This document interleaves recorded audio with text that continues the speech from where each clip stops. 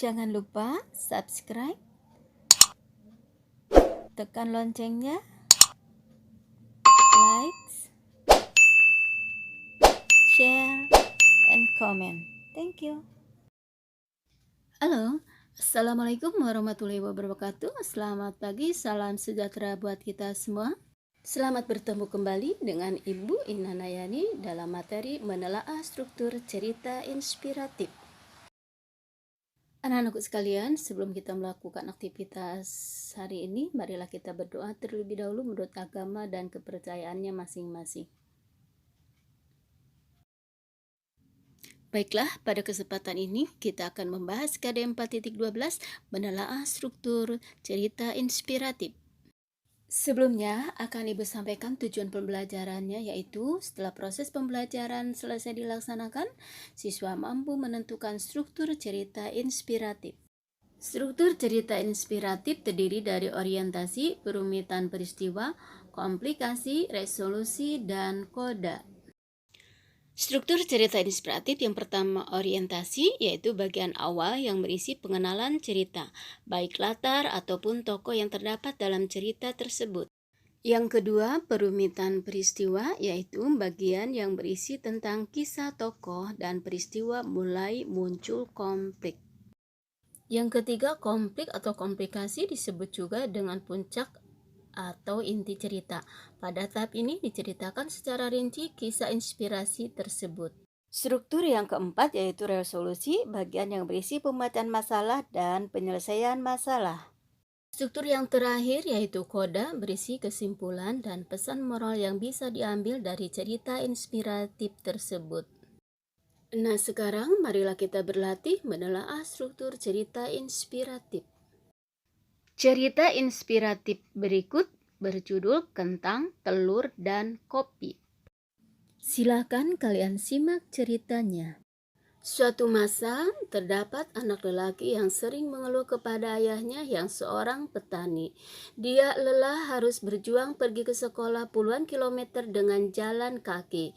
Lalu, sang ayah mengajaknya ke dapur, menyalakan kompor, lalu mendidihkan air dan memasukkan kentang, telur, dan biji kopi secara bergantian. Setelah selesai memasak ketiga benda tersebut, sang ayah memasukkannya ke 3 mangkuk yang berbeda. Nah, apa yang kamu lihat di depanmu? Tanyanya. Kentang, telur, dan kopi ya. Lihat teksturnya lebih seksama. Apakah ada yang berubah? Kentang berubah menjadi lembut, telur berubah menjadi keras, dan biji kopi berubah jadi kopi.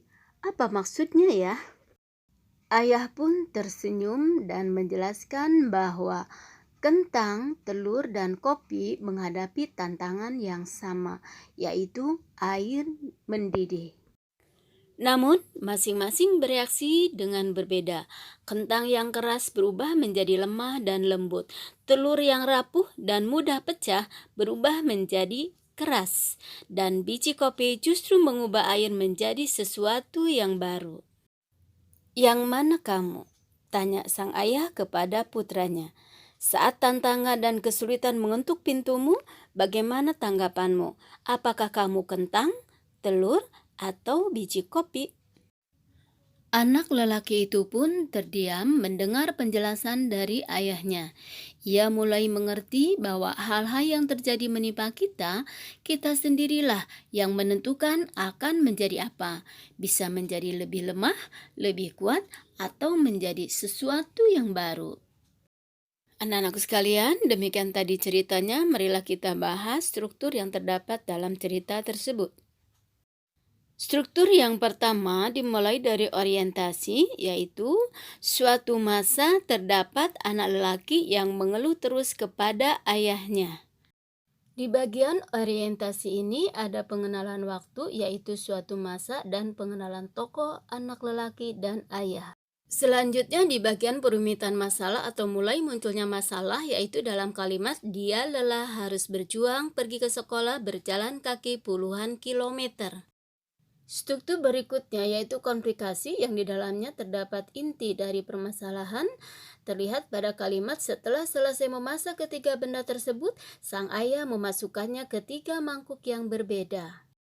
Pada bagian resolusi, yaitu berisi pemecahan masalah dan penyelesaian masalah, terlihat pada kalimat, ayah pun tersenyum dan menjelaskan bahwa kentang, telur, dan kopi menghadapi tantangan yang sama, yaitu air mendidih.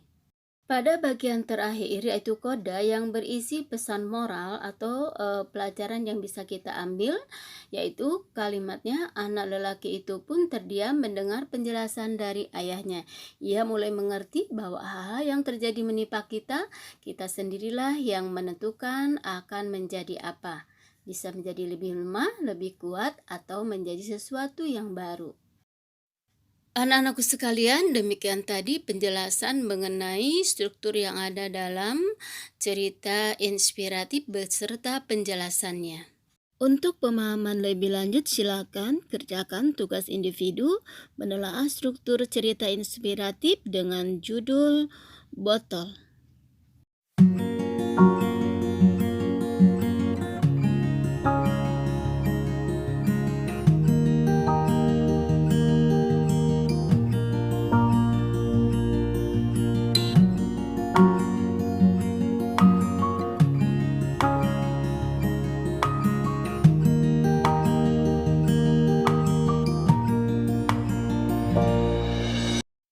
Demikian pembahasan kita pada kali ini. Mudah-mudahan kita menjadi orang yang lebih baik lagi. Terima kasih atas segala perhatiannya. Mohon maaf atas segala kekurangannya. Kerjakan tugasnya dan kumpulkan.